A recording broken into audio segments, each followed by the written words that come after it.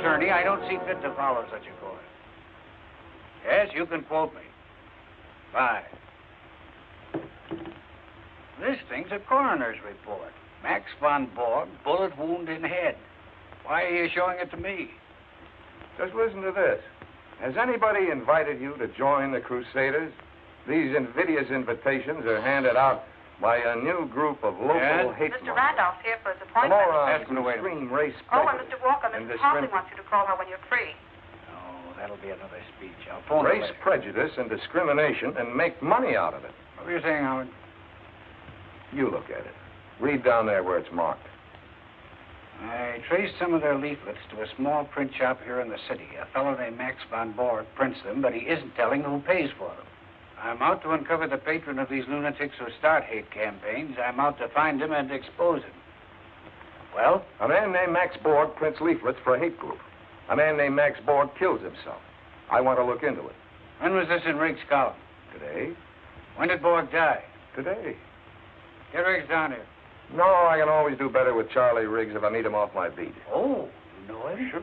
He's going to be my brother-in-law any week now. All right. Go find him in some nightclub. You're the assistant district attorney in charge of nightclubs. Don't let Carolyn Riggs hear you say that. I'm a reformed man. Anyway, Charlie never goes to nightclubs. A very serious fellow, Charlie Riggs.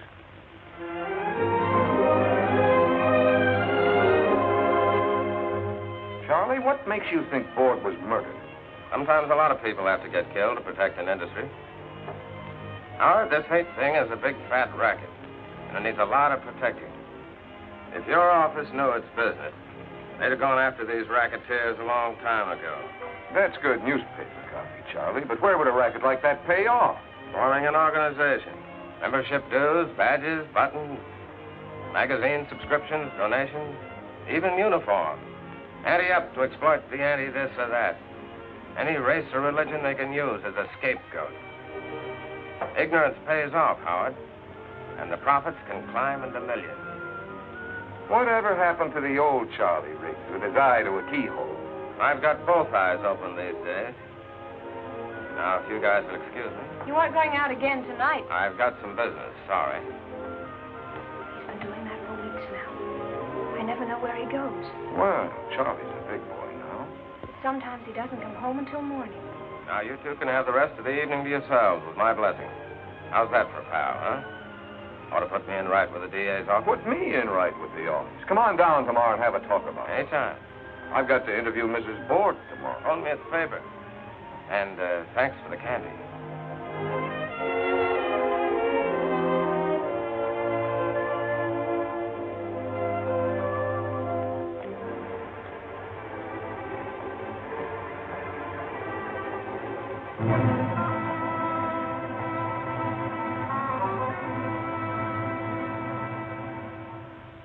Oh, no.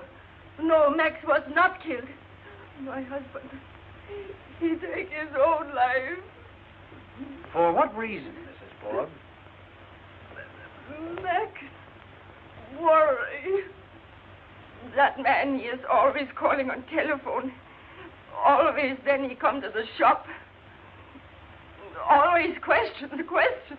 What man was this, Mrs. Borg? His name, Riggs. He writes things in the newspapers about Max. But Mr. Riggs wasn't trying to hurt your husband. I don't know. Mrs. Borg, you've seen this before, haven't you?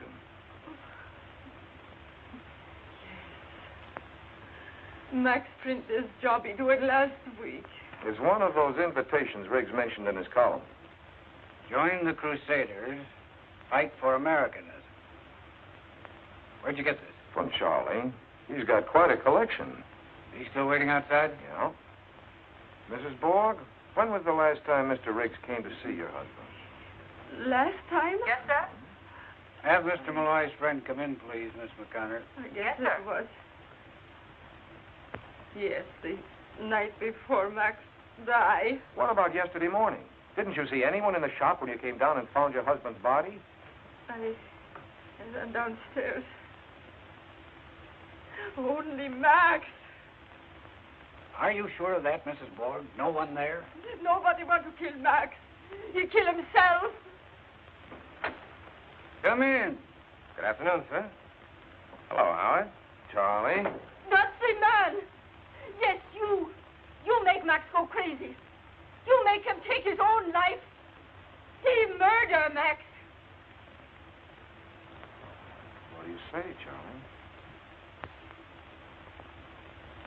I've never seen anyone so afraid. Fear, Howard, fear. It's a terrible weapon. You saw what it did to Mrs. Borg this afternoon. I could see she was lying. She's afraid if she doesn't hang on to that suicide story, they'll get rid of her, too. Jack, set him up again. Sounds like Capone and Schultz and the mobs are back again. When the law closes in on one racket, the big boys always find another. With the mobsters, it was liquor and blood. With this outfit, it's hate and blood. But they're just harmless lunatics, these hate groups. Lunatics, yes. Especially the warped minds on top with a dream of power or gold or political success. But not harmless when the racket boys move in. It's Merry Christmas for a few smart operators when they find a soft touch like this. Charlie, what got you into this? I'm fed to the teeth seeing people pushed around. You know, I was born in this city, Howard. In our block, we had guys from practically every race and religion you ever heard of, and a couple you didn't. But we got along pretty well. Well, that's the way it ought to be. In our block, nobody cared what country your parents came from or where they went to church. Nobody called you nasty names until you were taught they were nasty names, and some people were supposed to be called by them. Micks, Polacks, Wops, Limeys, Spicks, Hunkies. That's part of our history.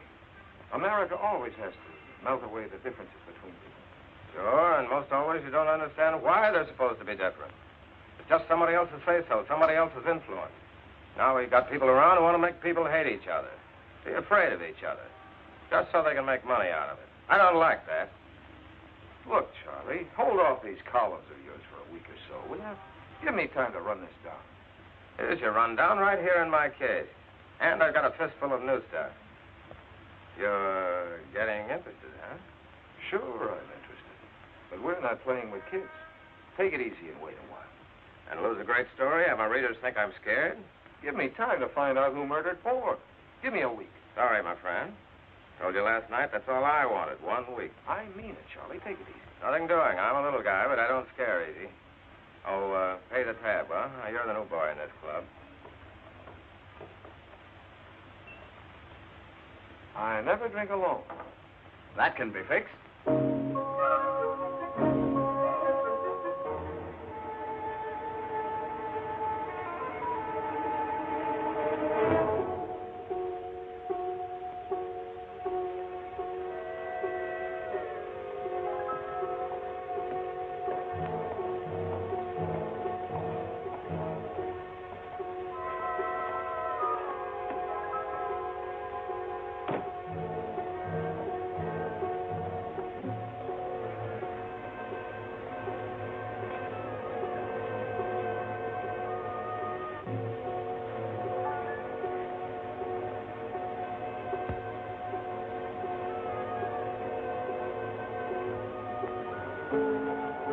After you.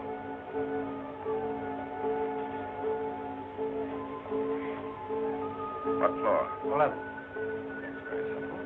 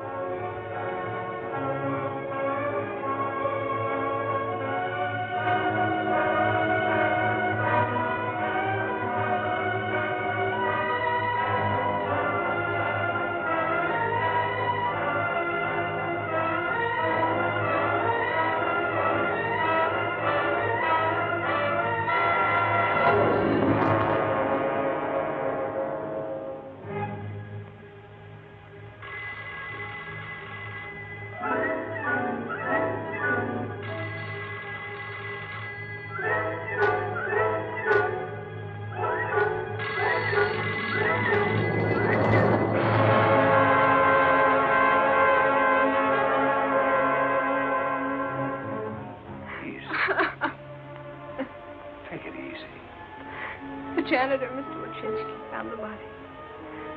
The only way they could identify him was by his pocketbook. His face. When Mrs. Wachinski came and got me. Oh, he couldn't have done it deliberately, Howard. Charlie would never. Of course not, baby. Anybody who ever knew Charlie at all. How's it coming, Wiley? Find anything? Not much, Mr. Malloy. All the fingerprints seem to belong to Miss Riggs and the deceased. Carol, is anything missing? I talked to Miss Riggs earlier. His briefcase, He apparently. always brought it home with him. He did most of his writing here. You check his office? Find anything? Not that they could see. We'll find out. We'll find out about a lot of things. Assistant District Attorney Malloy charges murder and hints hate conspiracy and death of columnist Pal. Oh, you did, eh? The reporter asked me what I thought. So you told him. Yep.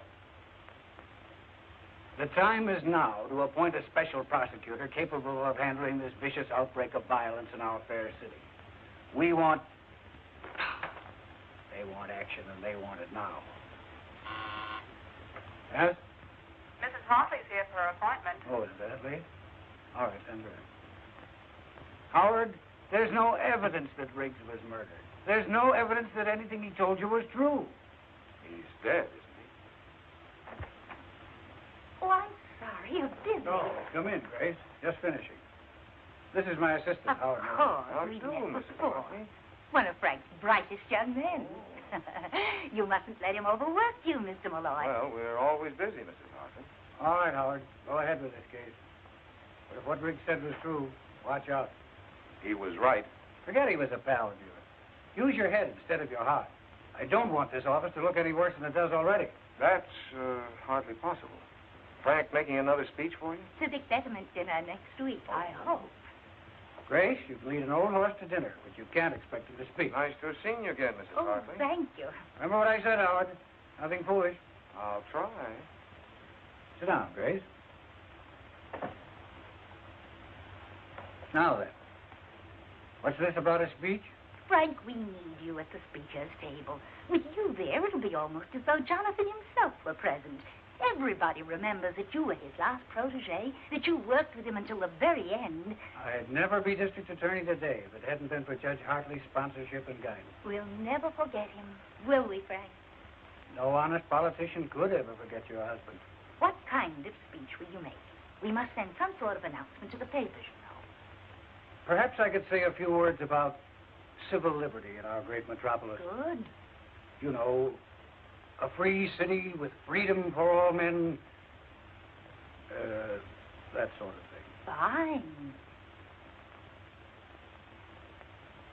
You had nothing to prove that Borg was murdered. And now you've got nothing to prove that Riggs was murdered. Nothing. Howard, are you asleep?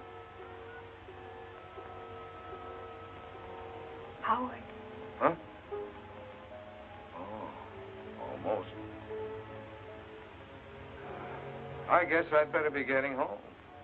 Very tired. Oh, all night. Why don't you stretch out here? Take a nap. No, I better go home. Get a clean shirt. Then start out again. Thanks for lunch, baby. How do you feel? Scared. It's all so sudden. I just don't know why. All that work, courage, going after these thugs. He never realized, I guess, how they could turn their viciousness against him. It's awful. Feeling of helplessness. No, we're not so helpless. I'm going to follow every lead Charlie left. I wish he'd told me more. Now, what about tonight? You can't stay here. Why not? Well, I don't think you should. It'll be all right. Mrs. Willis across the hall insists on staying with me. You're sure you'll let her? I don't think I can stop her. All right, I'll phone you later. I'll be waiting. Well, I'll be off. Oh, I wanted to show you this. I found it on a shelf in Charlie's closet. I wonder where it came from. I really don't know. Signed with just initials. Yes, but there's something written on the back of it. Well, that's Charlie's handwriting. Let's have the phone. Sigmund Kosterik, Rembrandt Studios.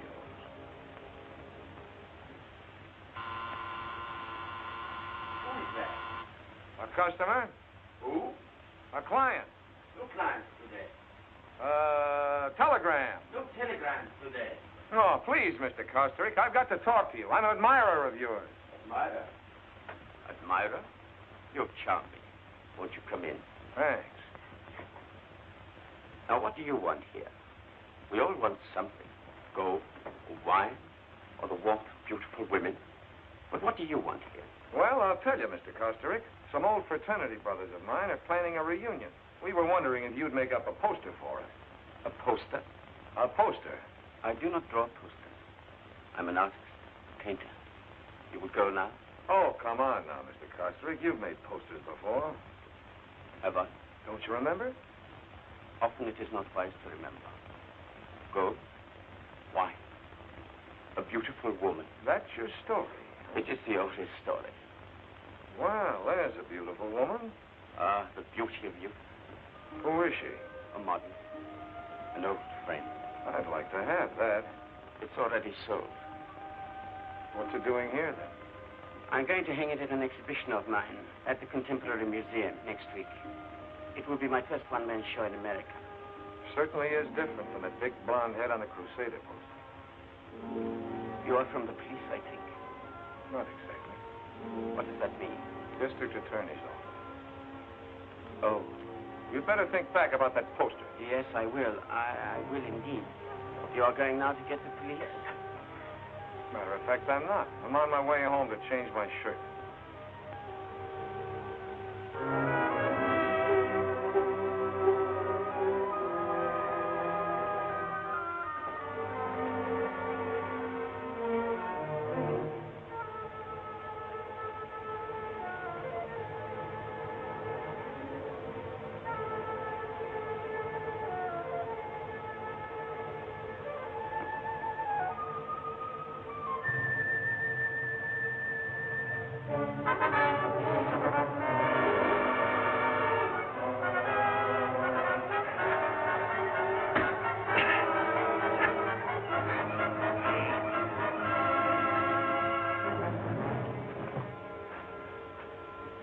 I'll take those.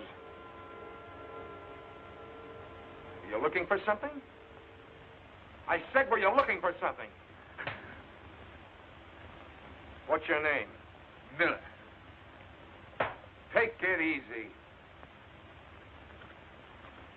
No identification, huh?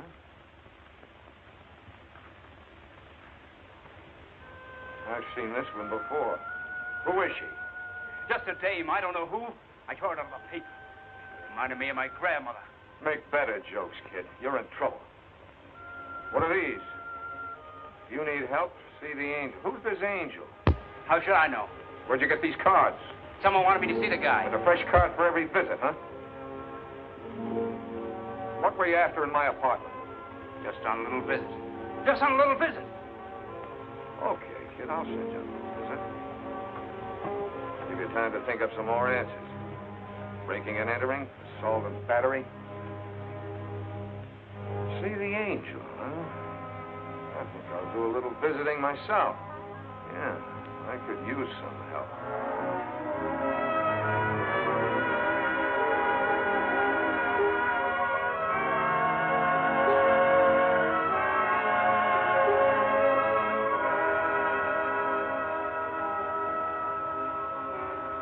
Where can I find the angel? You're new around here, huh? Thanks.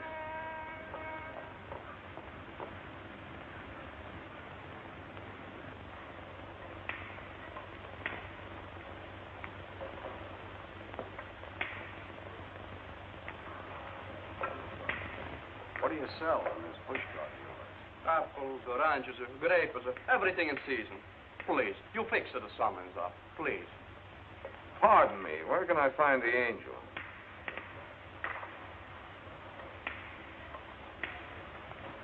I'm the angel. What can I do for you, my friend?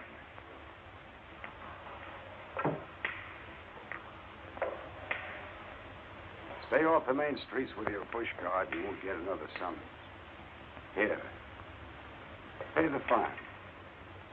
Thank you, Mr. Angel. Thank you. Harry, take over. Sure, boss. Come into my office. We can talk there. Right, anything you Sure, say. and me all manners, that's it. Sit down, Mr. Malloy. Malloy. Yes, I know. That boy Knuckles in trouble again, huh? He told me his name was Miller. Yes, he has a lot of names. Around here we call him Knuckles. But we don't let him around here anymore. Those punk kids. You know, sometimes you can't help them.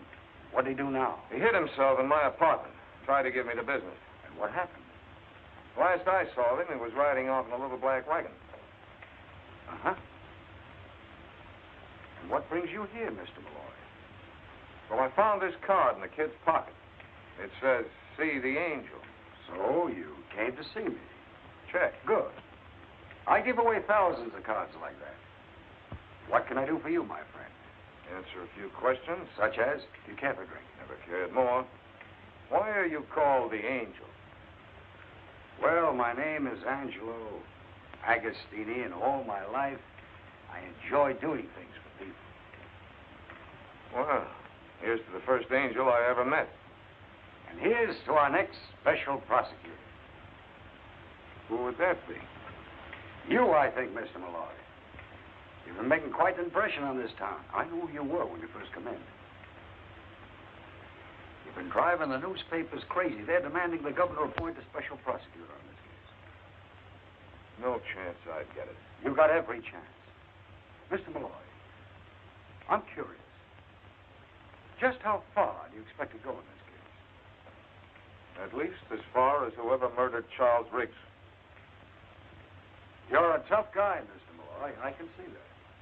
And I like tough guys who are tough about the right things. Perhaps in my fashion, I could be of some help to you. Like I told you, I enjoy doing things for others. What can you do for me? This is the angel calling. Is the big fellow in? Thanks. Keeps me young and happy doing things for others. Hello? How's the golf these days? Fine, fine. Say, what are you doing about appointing a special prosecutor on this Riggs case? I got Malloy here with me from the DA's office. Seems to me you'd make a fine special prosecutor. I thought if you talked to the boss, put pressure on the right people. Fine, I'd appreciate that. What? Oh, I'm sorry, I won't keep you. Goodbye. What's your angle, Agostini? Must I have an angle? Who was that you just called? Do we have to mention names? You make a phone call, and just like that, I'm special prosecutor? Of course, you'll have to do something about it yourself. Get some of those civic groups to back you. You know, when you need a little help. Let's keep in touch, Mr. Malloy. Let's try to help each other. Yeah. Found quite a lot about the young lady. Name's Whitfield. Whitfield? Barbara Whitfield. Well, this is a pleasant change from office routine. What'd she do besides pose for pictures? Quite a few things. She's worked in nightclubs. Very fancy ones. No dives. No dives, huh? For a while, she worked as a model in the Fifth Avenue dress shop. 2 years ago, she sang in a Broadway musical. Quite a dish. She singing any place now? Nice place over on the east side. You know, low lights, soft music.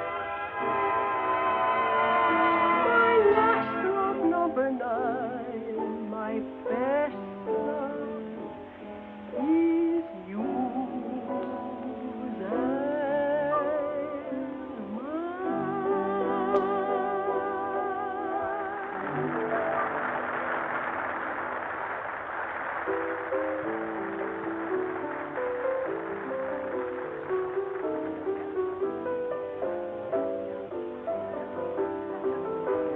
Waiter.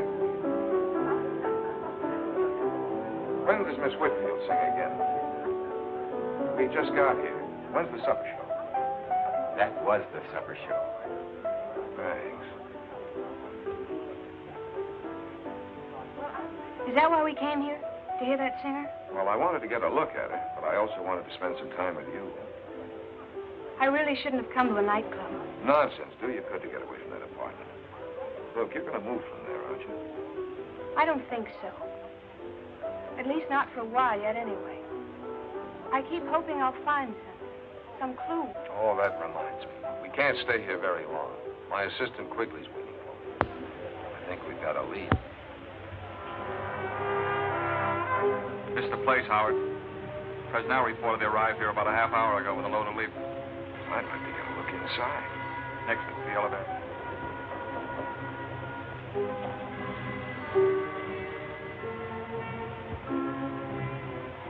That's the watchman. Anybody else around? Yeah. Yeah? Who? Ah, you got the delivery entrance. He's downstairs. Who's downstairs? I don't know. 2 or 3 of them. We got a chance. Let's go in. Sure.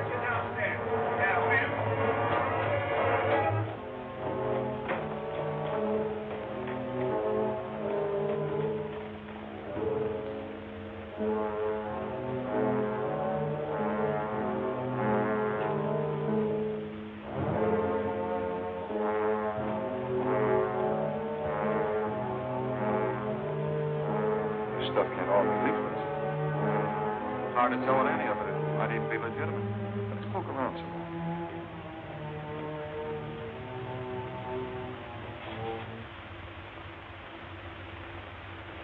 We're standing right in the middle of Main Street here. Hey, wait a minute. I wonder what's inside these things. Let's look. This looks like some more boards. Yeah. Here's some kind of shirt. Uniform shirt. Fancy dress costumes and everything. Even buttons for the lapel. Souvenir? Thanks. Somebody must be making a lot of money out of these things. You mean they sell these uniforms? They don't give them away. If you want to play Crusader, you got to buy a uniform, badges, belts, caps, all that organization stuff. This is how wars are started in a dusty warehouse. Who do you really think is behind these crusaders? Let's find out what's going on down there.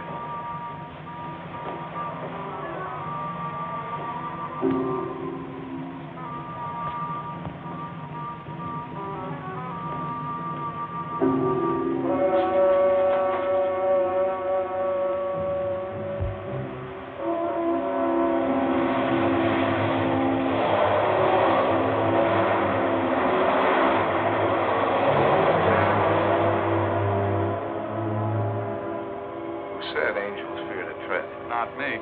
Let's get out of here. Another Crusader leaflet? Where'd you get it? In a little print shop downtown. Have him watched 24 hours a day. Tended to that, boss. Malloy? Yes, Mrs. Hartley. Well,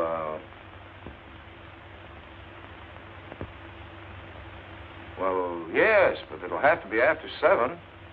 Yeah, fine. Old Mother Hartley? Yeah?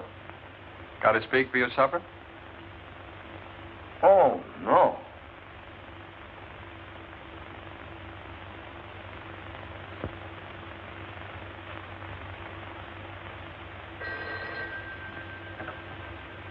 Yes, Keller. Oh, yes. Send him in.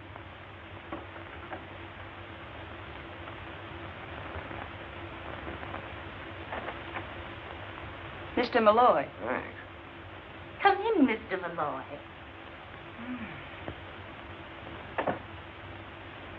So glad you could drop by. Frankly, your call aroused my curiosity.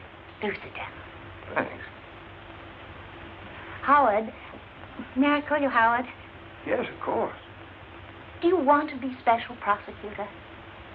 Huh? Because you can be if you want to be. Some rather influential people think you're the man for the job. Well, Charlie Riggs started it. I'd like a chance to finish it. They've already been in touch with the governor. Really? Then I guess it's okay with the DA. Frank, he won't object when he knows that I'm supporting you. I'm very grateful, Mrs. Hartley. Now, one thing. I'm told that a small-time politician named Agostini had something to do with suggesting your name as special prosecutor. Well, I guess that's right. He did. Well, this man's reputation is unsavory, to say the least. I suggest that you disavow Mr. Agostini immediately. Consider him disavowed. In that case, I think you might consider yourself appointed. Malloy. Tried to reach you all afternoon. Other people can call you special prosecutor, but to me, you'll always be my favorite assistant. That you, Malloy? Agostini. I phoned to congratulate you on your appointment. What? Well, if there's anything I can do, let me know. Yeah, call the angel. Well, Howard, we did it. You're special prosecutor. I expect great things of you. By the way, could you drop over tomorrow night? I want you to meet some people. I've sent you a confidential file on some of them. Men who have tremendous influence. Take a look at my notes before you come over. Yeah, I'll do that. About 6 tomorrow? Right, bye. Mrs. Hartley sent you this envelope about an hour ago by special messenger. Yeah, she just told me.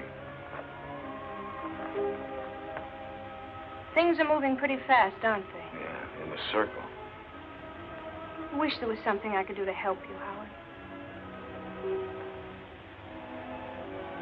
I usually like to help myself.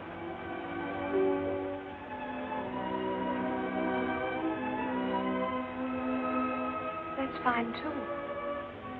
But what about these wires? All these papers you have to sign. I could run errands. I hate to keep you out of this, baby.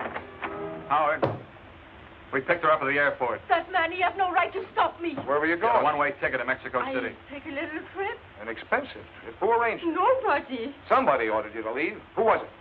Please. I have had so much trouble. Without my husband, I don't know what to do. Mrs. Borg, why are you so frightened? What is it? Someone called her this afternoon, told her to catch the next plane to Mexico City. You know about that? We've had your telephone tapped for several days. Please, Mrs. Borg, for your own sake, tell us. Who called you? I don't know. It was a strange voice. Book her as a material witness, without bail. What does this mean? This means you'll be safe, Mrs. Borg. If we let you go home, those men might kill you the way they killed your You husband. won't let them kill me? Come along, Mrs. Borg. Don't you worry. Mr. Malloy will take good care of you. Won't you, Howard? Sure. I'll take good care of both of you. You want to help, huh? Okay, you got the job. This is the place for you, right here. I wanted you to say that. I did. Anything else you wanted me to say? Anything else you want to say? That'd take a long time. Oh.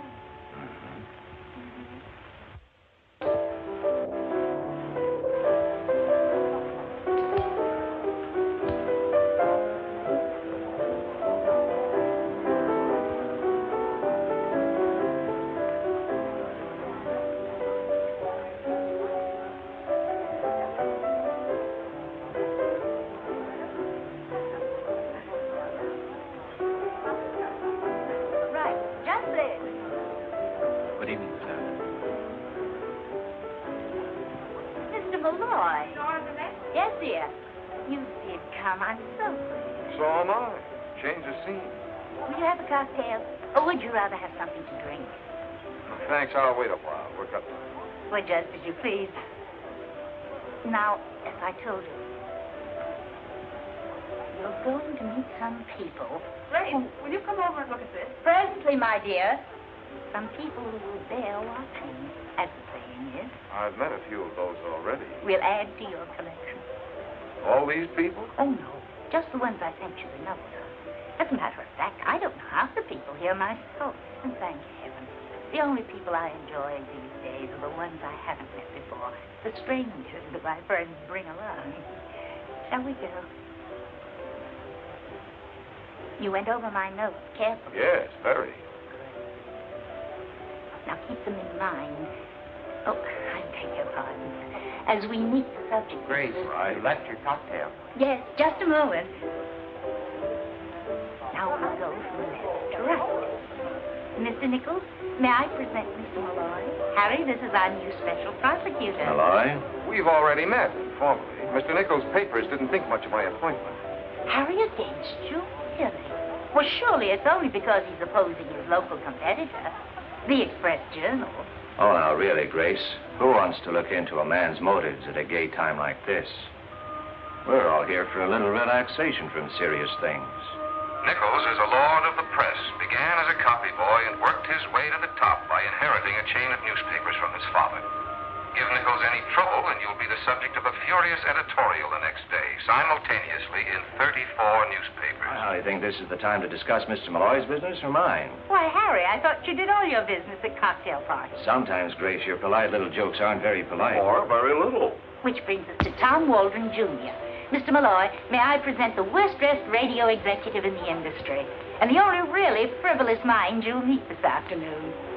If Grace hadn't been Judge Hartley's wife, she'd not get away with such casual slander. Waldron is a schemer and a fool. He wants to get into politics. But then who doesn't? Like a lot of people, he thinks society is tumbling, and that the Waldron plan for social reorganization must be applied at once, or we perish. And if Grace ever runs out of bright conversation, all she has to do is to remember the judge's epigrams. You are a rascal, Costrick. A complete rascal. I acknowledge it. And here's Stuart Pemberton, public relations. Hello. Mr. Malloy. Or should I say private relations? You shouldn't, Grace. May I introduce Sigmund Costrick, Mrs. Hartley, Mr. Malloy. Mr. Kosterick and I have met. I don't seem to recall our meeting. Oh? Well, I must be mistaken. If you'll excuse me. Look here, Malloy. This crusade of yours, tongue-in-cheek, isn't it? Well, hardly. Don't tell me you're the quixotic defender of the rights of man. The Express Journal says you are. It's hard to tell what you mean. What I mean is you can't be falling for your own publicity. I can't help thinking, Malloy, that you're stirring... Pemberton's a big-time fixer. He's a fool, too, but very influential. I can't tell you anything about him that he won't tell you himself in conversation. Be careful of this man. The right to hate is just as inalienable as inalienable as the right to free speech. You've got to defend that, too, you know. Inalienable's a very important word, Mr. Pemberton. I'm sure it's hard to say on purpose. Never mind the remarks, young man. I'm talking about the history of man. Out of hatred came the triumph of one group over another, the elimination of the misfit and the weak, the creative evolution of a superior class. Don't you see, Malloy? Out of it came our great industrial civilization. And out of it came a war with 20 million dead. Oh. I feel obliged to interrupt this conversation. Will you excuse us, Stuart, please? Bad politics, Howard. A bad man. I agree. And a man with the habit of victory. Cocktail? No, thanks. Andrew, bring Mr. Malloy a scotch and... Water. Thank you. You're welcome. Grace, chérie, you must come over here for a moment just to settle a point for us. Apparently I'm necessary to an argument. Will you excuse me, please? Of course.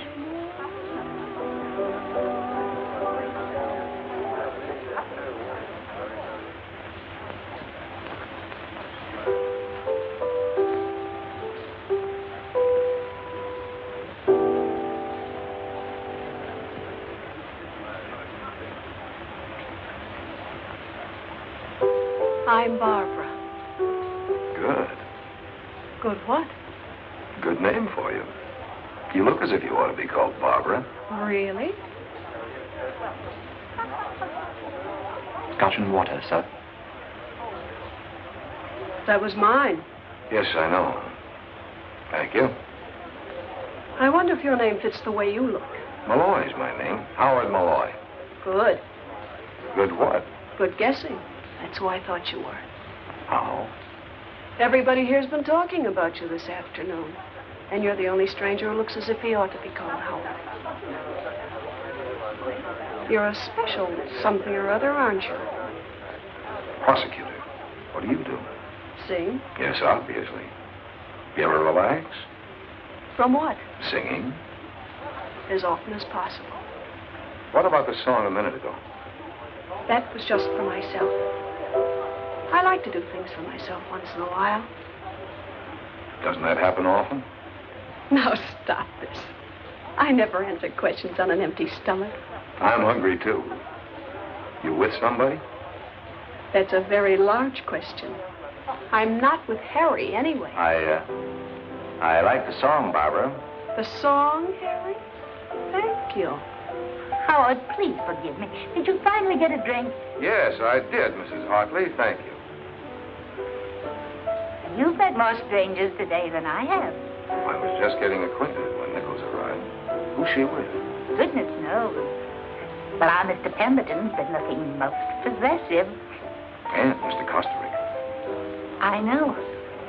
Your office called, Mr. Malloy, and Mr. Quigley is waiting for you. They said it was important. Yes, thanks. Does that mean you have to go? Yes, right away. Oh, well, I'll have Andrew Fletcher have it. Thanks.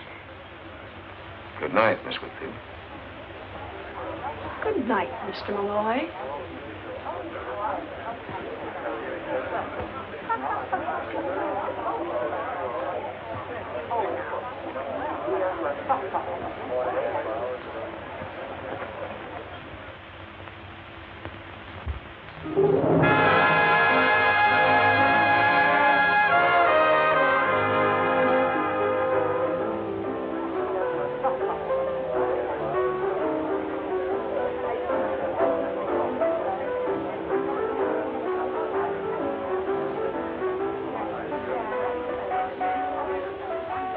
Oh, What did you want?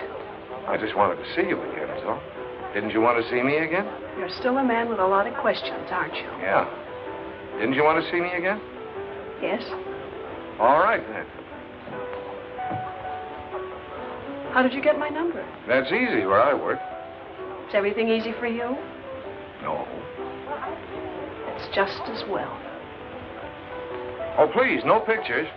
This is for the house collection, sir. That's going to look as if the drinks weren't very good. Maybe they can paint in a smile. You're through, aren't you? Sure. Let's get out of here. Got to change.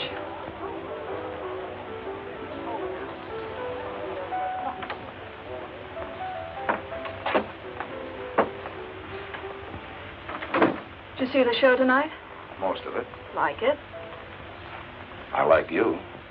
Didn't you think the boy with the harp was good? I didn't notice. I was waiting for you. Well, I won't be long. I'll pardon your back. What? About face, Mr. Prosecutor. Oh, sure. Is this visit business or pleasure? Right now, it's your business and my pleasure. We can go somewhere else. People always want to go somewhere else. Do you blame them? It depends. This wall is very uninteresting. Patience, patience. I'm changing my mind. About what? About you. All right, at ease.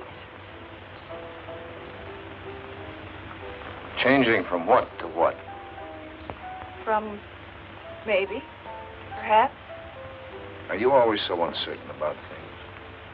things. People? Aren't you? Sometimes. Birds of a feather.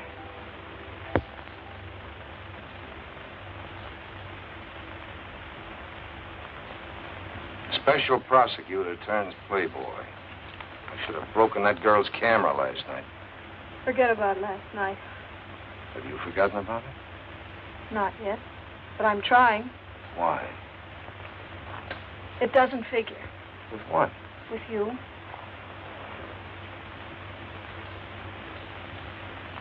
What are you after? You. Look out, Howard. Look out. For what? Don't play with me. Who's playing? If you meant everything last night, then look out. I told you before everything's easy for you. Too easy. Not always. No? When wasn't it? I don't know. Maybe you're right. Am I? Matter of fact, things have been kind of easy for me. Take the way I got to be special prosecutor. What do you mean? It's as though somebody fixed it. Or had to fix it. Fixed it? Yeah. You must have smiled at someone the way you smile at me. People should be careful of that smile. People should be careful of a lot of things about you. You know, even angels can get their wings clipped. You got the scissors? For my wings? Take a look at this, Malloy, and keep looking at it so it doesn't happen again. That's no way to run a special investigation. Now stay out of trouble. Trouble? Really? Am I a lot of trouble? Women always are. Mm-hmm.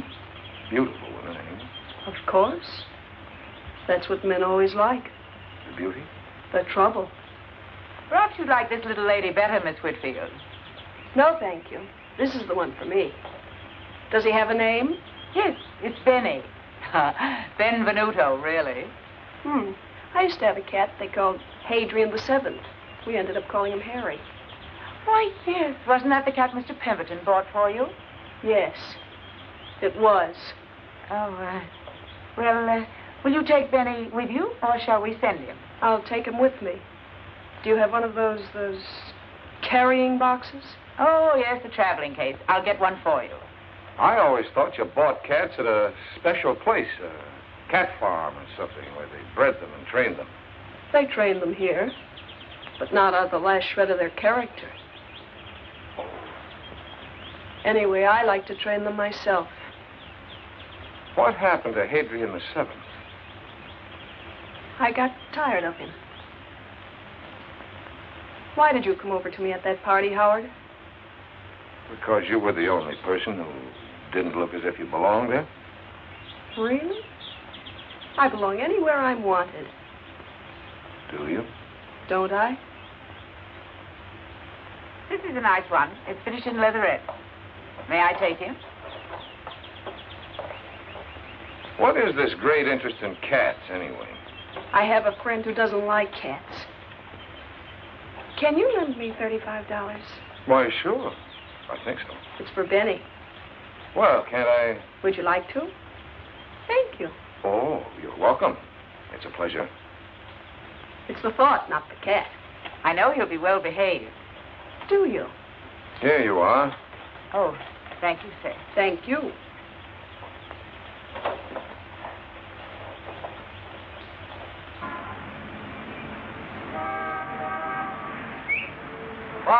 Barbara, darling.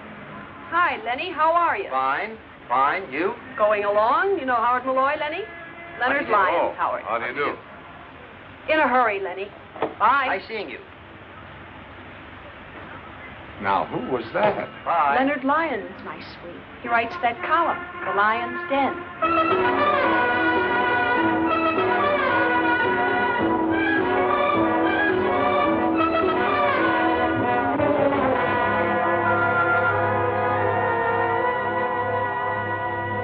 Howard, this is too much. Putting cats on your expense sheet. One cat. $35. Line of duty, Frank. Better stick to the obvious accessories. Oh, by the way, somebody sprung your little gunman friend this morning. What? I ordered him held without bail. Couldn't be done, not on those charges. Then we should have made some up. You should have, but you've been so busy in nightclubs and pet shops. You're making a fool out of yourself and the whole department. Now, Howard, you got to stop seeing this Whitfield girl. Playboy prosecutor. I'm seeing her this afternoon, Frank, in about an hour. Yes, pink tights and a high wire in front of City Hall, I suppose. No. In her apartment. It has to stop. There's got to be an end to it, and right away. You understand? There must be a finish to the whole thing this afternoon. We can't let it go any further. What do you mean, we? I mean, those are my instructions, and I agree with them. You're full of little shocks and surprises these days, aren't you? Yeah. So is life. Our kind of life, anyway. I don't get it. First, I'm told to make sparks with Malloy, and I get along fine. Then, told to stop, put an end to it. This afternoon. How? I don't care how you do it. He's coming here, isn't he? You know that. You told me to invite him. I didn't know whether you reached him or not, is all. Ooh, you're so touchy these days. What's the matter, my angel? Upset again? Afraid things are being found out about you and me? Take it easy. I'm talking business now. I know you are. Say you talk business, my pet. You do it so rudely. Just do what you're told. What else do I ever do? When Malloy comes, tell him anything you like. You're going away for a trip, or you're tired of him, or a husband has come back. Husband, whee! Anything you like. But finish it. And if he doesn't take finish for an answer? Get tough, aggravate him, insult him. Set him on fire. Now cut it out. Maybe you better get out of town. Maybe you better really go away for a while. Take a little trip. Would you miss me? Like my next breath. Who'd that be? Probably the man with the dynamite to put under Mr. Now, Malloy. please. Oh, relax. It's just the man from the liquor store. Malloy likes scotch. Come on in, Sam. Milkman. Hi. Here's your stuff, Miss Whitfield. Charge it? Don't I always, Sam? Sure, Miss Whitfield. I just like to hear you talk. Next time, Sam. So, now that I'm making headway with our handsome prosecutor, now I stop, huh? I'm glad you finally understand what to do. I know what to do, but I certainly don't understand it. Oh, don't worry, honey. Sometimes we all have to do things we don't understand. Until afterwards. Come on, Knuckles, leave our little black friend to Mr. Malloy. He likes cats, too. What do you mean you're going away? Something wrong? I need a change. Relaxation, sunshine. I think I'll go to Florida or someplace. I've been thinking about it for some time, about getting away. Away from anything special? What do you mean? There comes a time when the wisest thing to do is get away. I don't know what you're talking about. Who would I want to get away from? Me, maybe. You? Maybe. That's what I said. All right, so I'm tired of you and me. I don't want any more, and that's that. There. You can't escape from me, darling. Really? Can't I? No. You're stuck. You're it. You're in the wrong conversation. Who is it you're afraid of? I'm not afraid of anyone. All right, if you won't tell me, I'll tell you. All right? Tell me then. There's a hard-eyed little gunman, calls himself Miller. Other people call him Knuckles. Then there's an artist with a scrubby beard. He painted your portrait. His name's Costa. There's another guy, a very important guy, calls himself the Angel. He's somebody you might want to say goodbye to. Stop acting like a prosecutor. I don't know any of these people, never heard of them. Don't lie to me, Barbara. Oh, stop it. I'm trying to help you, to warn you. When these people finish using you... Nobody's using me. They murdered Borg and Riggs. And heaven only knows what's happened to Costa, Rick. Ziggy? Yes, he's been missing for 3 days. And when they're through with you, you knew what they were up to. Why didn't you stay out of it? I couldn't stay out of it. They wouldn't let me. Now, that's more like it. There's no point in lying. Oh, Howard, hold me. Help me.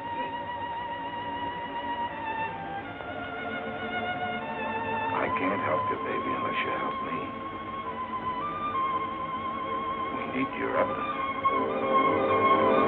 Why, you dingy, double-crossing. You're using me just like all the rest. Now, look, Bob. Why, you... These people you're mixed up with don't fool things. They put a bullet in you or push you out a window. Let go of me. There's a lot of questions for you to answer before you let you go. No.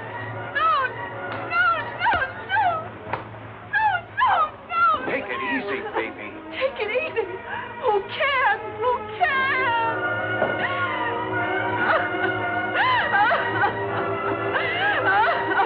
Baby, I don't want to hurt you. I'm trying to help you. I'll kill you.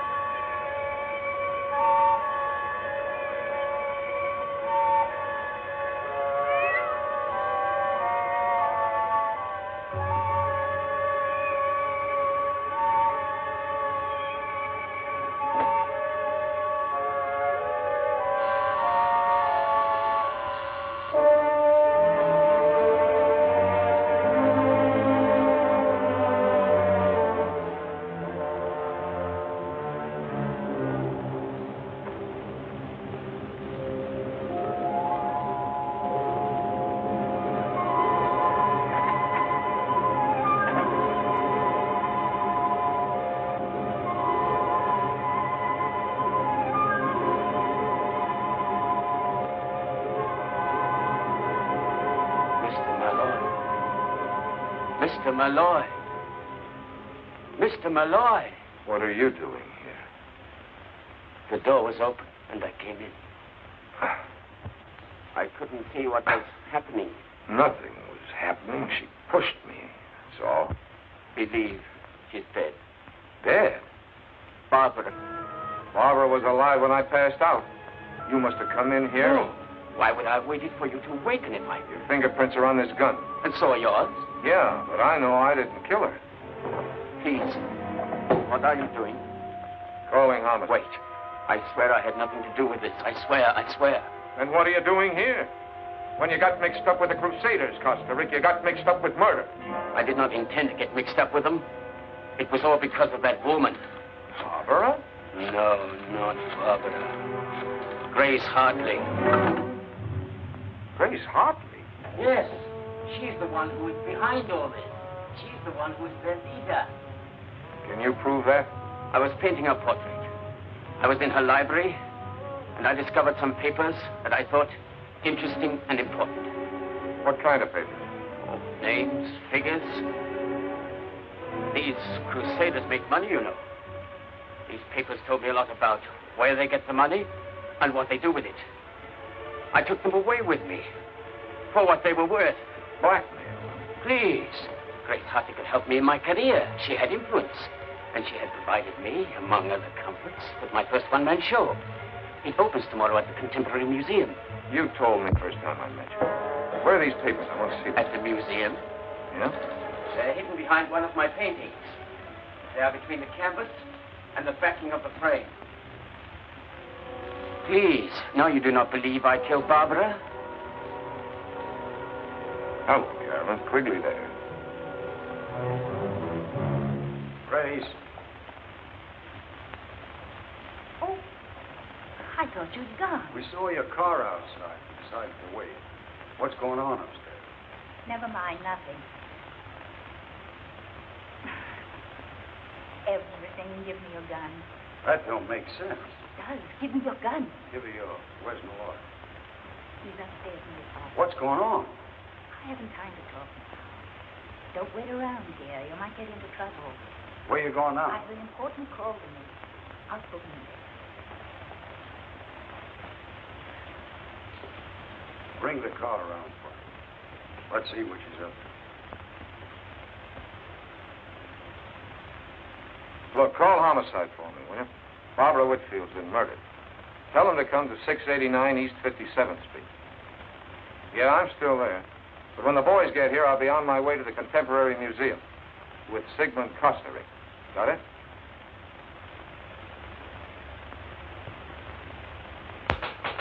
Just a minute. I'm coming as fast as I can.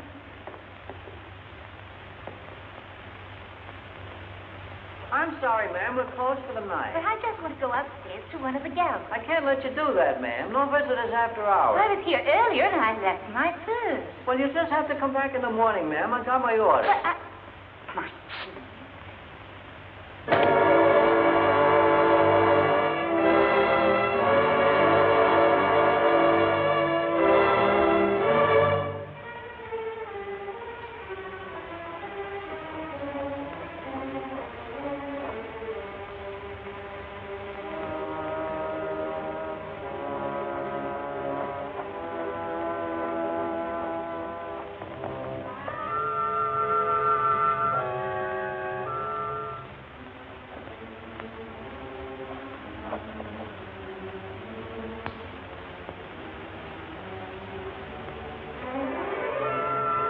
Watchman. Yeah. Grace has been busy. Better move the body away from the door, back against the wall. Sure. In case somebody comes by and looks in. Where do you suppose she went? Don't ask me. There's a light up those stairs. Let's look. Yeah. Let's go.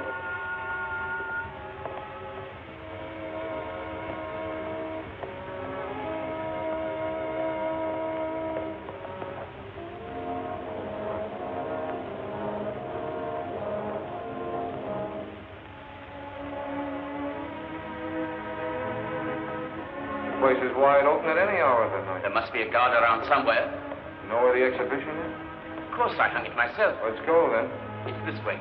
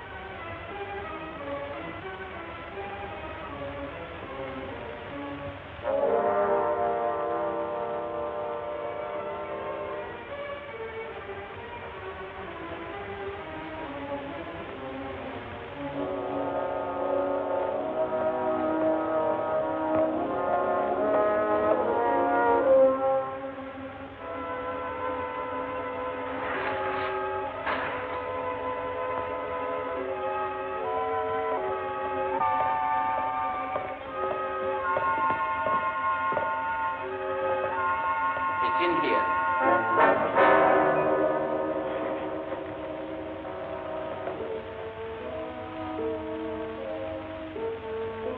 There seems to be somebody in there. Must be a guard.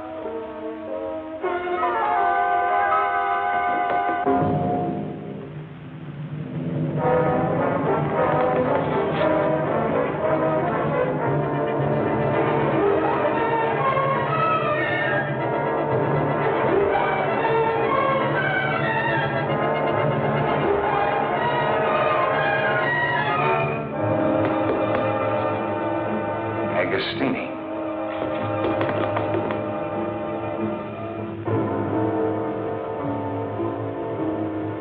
Grace Hartley. She must have heard when I told Malloy.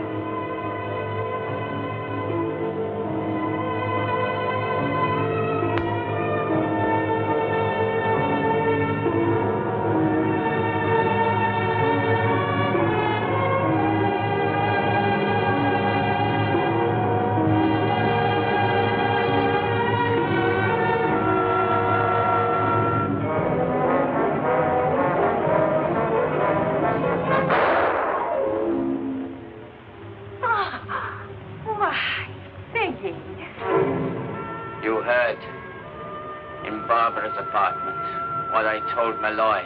Every word you said. You killed Barbara. I knew in the end you would harm her. And anyone else who gets in my way.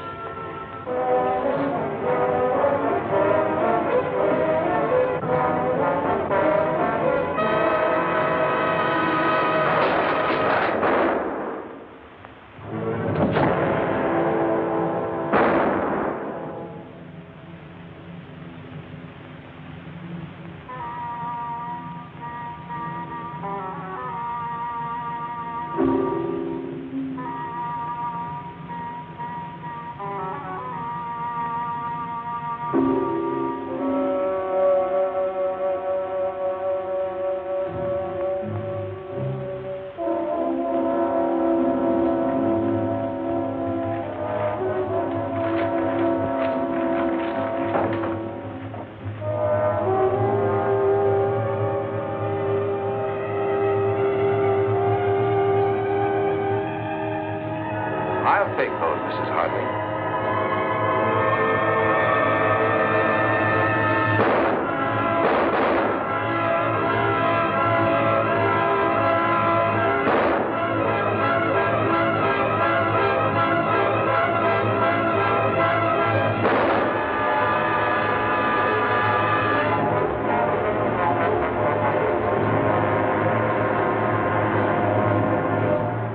You badly hurt?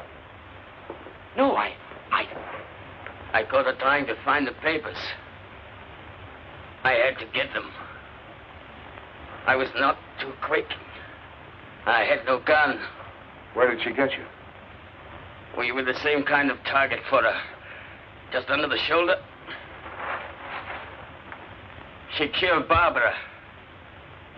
She was in the apartment, and she heard me telling you where the papers were. She killed Barbara. Malloy, where are you? In here. Place looks like the last act of Hamlet. It's the last act for all kinds of things. Brace yourself, Frank. Grace Hartley. I'll tell you about it later. Here's part of it. All right, Carolyn. Is Carolyn here? She brought it here. I made her wait out in the corridor. It's kind of noisy in here.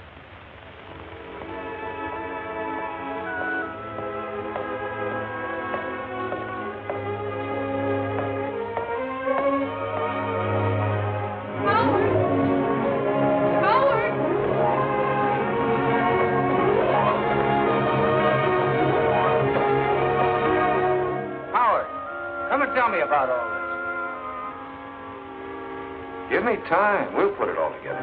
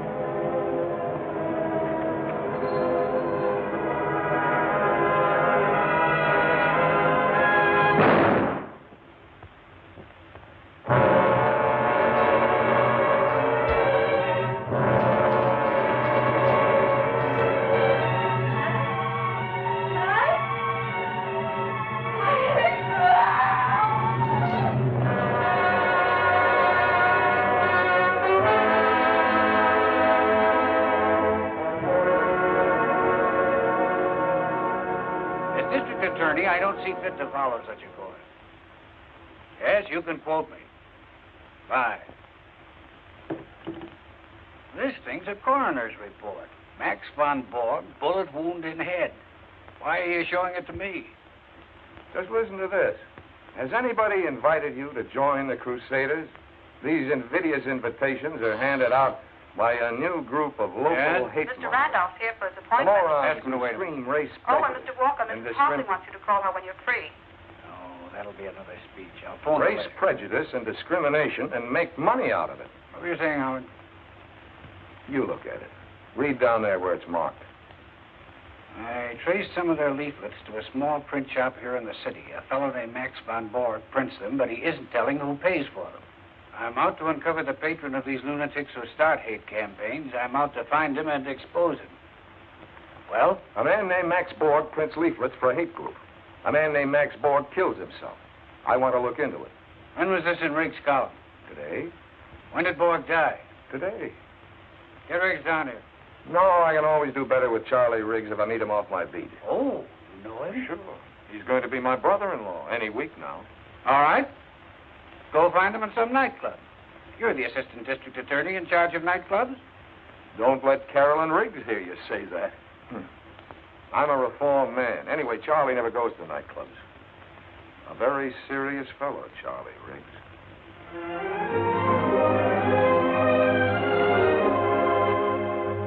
Charlie, what makes you think Borg was murdered? Sometimes a lot of people have to get killed to protect an industry. Howard, this hate thing is a big fat racket, and it needs a lot of protecting. If your office knew its business, they'd have gone after these racketeers a long time ago. That's good newspaper copy, Charlie, but where would a racket like that pay off? Forming an organization. Membership dues, badges, buttons, magazine subscriptions, donations, even uniforms. Anti-up to exploit the anti-this or that. Any race or religion they can use as a scapegoat. Ignorance pays off, Howard, and the profits can climb into millions. Whatever happened to the old Charlie Riggs with his eye to a keyhole? I've got both eyes open these days.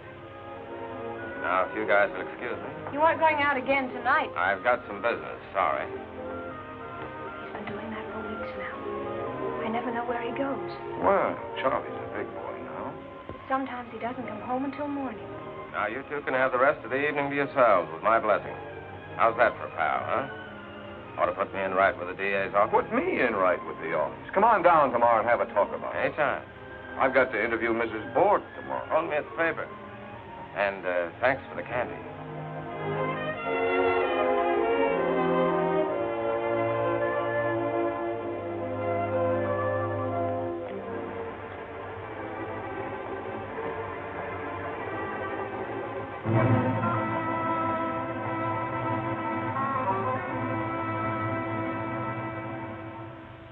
Oh, no. No, Max was not killed. My husband, he took his own life. For what reason, Mrs. Borg? Max, worry. That man, he is always calling on telephone. Always, then he come to the shop. Always questions. What man was this, Mrs. Borg? His name, Riggs. He writes things in the newspapers about Max. But Mr. Riggs wasn't trying to hurt your husband. I don't know. Mrs. Borg, you've seen this before, haven't you?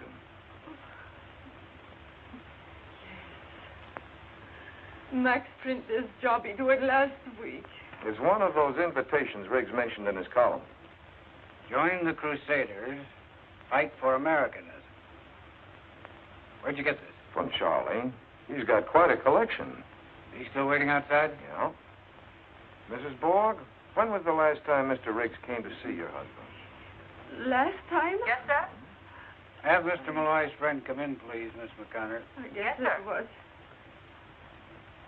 Yes, the night before Max died. What about yesterday morning? Didn't you see anyone in the shop when you came down and found your husband's body? I ran downstairs. Only Max. Are you sure of that, Mrs. Borg? No one there? Nobody want to kill Max. He kill himself. Come in. Good afternoon, sir. Hello, Howard. Charlie? Nazi man! Yes, you. You make Max go crazy. You make him take his own life. He murder Max. What do you say, Charlie? I've never seen anyone so afraid. Fear, Howard, fear. It's a terrible weapon. You saw what it did to Mrs. Borg this afternoon. I could see she was lying. She's afraid if she doesn't hang on to that suicide story, they'll get rid of her, too. Jack, set him up again. Sounds like Capone and Schultz and the mobs are back again. When the law closes in on one racket, the big boys always find another. With the mobsters, it was liquor and blood. With this outfit, it's hate and blood. But they're just harmless lunatics, these hate groups. Lunatics, yes. Especially the warped minds on top with a dream of power or gold or political success. But not harmless when the racket boys move in. It's Merry Christmas for a few smart operators when they find a soft touch like this. Charlie, what got you into this? I'm fed to the teeth seeing people pushed around. You know, I was born in this city, Howard. In our block, we had guys from practically every race and religion you ever heard of, and a couple you didn't. But we got along pretty well. Well, that's the way it ought to be. In our block, nobody cared what country your parents came from or where they went to church. Nobody called you nasty names until you were taught there were nasty names, and some people were supposed to be called by them. Micks, Polacks, Wops, Limeys, Picks, Hunkies. That's part of our history. America always has to melt away the differences between people. Sure, and most always you don't understand why they're supposed to be different. It's just somebody else's say-so, somebody else's influence. Now we've got people around who want to make people hate each other, be afraid of each other, just so they can make money out of it. I don't like that. Look, Charlie, hold off these columns of yours for a week or so, will you? Give me time to run this down. Here's your rundown right here in my case. And I've got a fistful of new stuff. You're getting interested, huh? Sure, I'm interested. But we're not playing with kids. Take it easy and wait a while. And lose a great story? Have my readers think I'm scared? Give me time to find out who murdered Borg. Give me a...